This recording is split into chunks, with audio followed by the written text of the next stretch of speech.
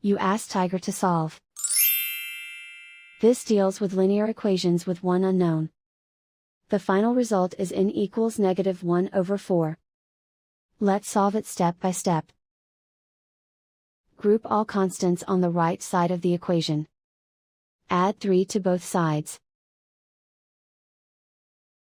Group like terms. Simplify the arithmetic.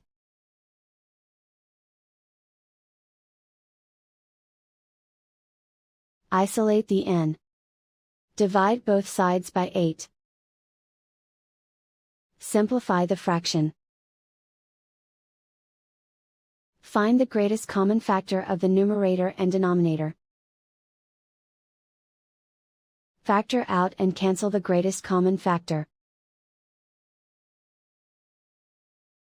And so the final result is n equals -1/4.